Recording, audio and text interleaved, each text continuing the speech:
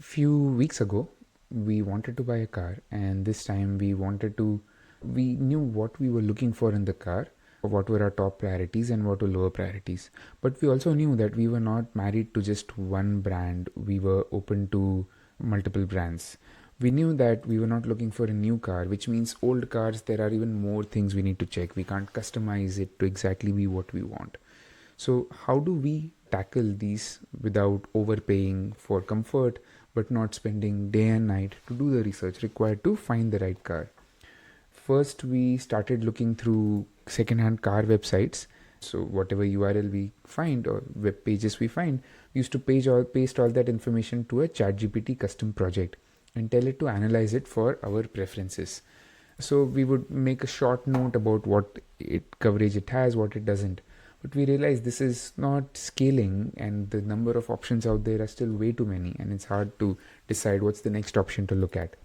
So that's when we built n8n workflow, my wife and I, where we can send it a message through Telegram or chat, and it will process the web page and analyze it across all of these dimensions and put it in a spreadsheet like you see here.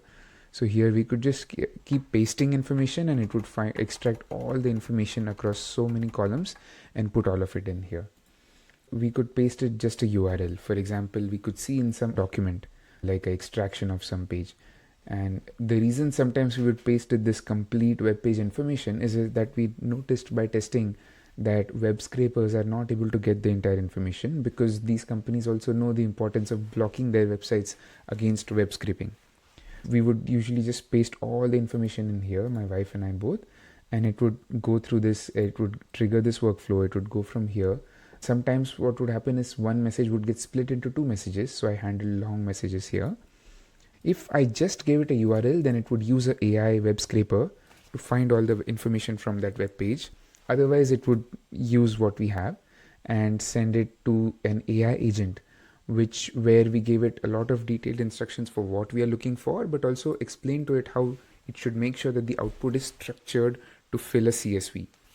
We also gave it a web search tools using Perplexity and SERP API, which lets it fill in the gaps. For example, if we wanted to know what is the rear width in cars, or we wanted to know what is the boot space.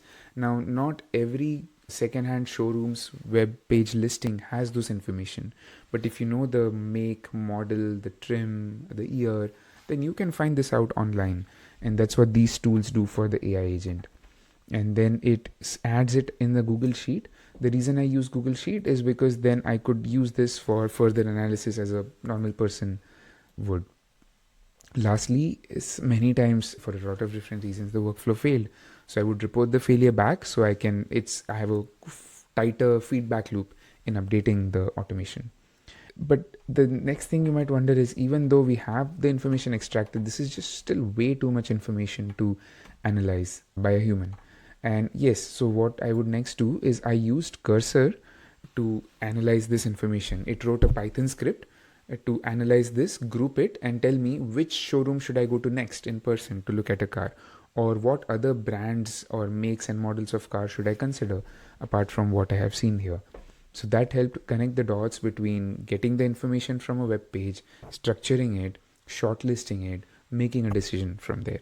So this way AI really helped us a lot in finding the right car at the right price, at the right showroom, and purchasing it.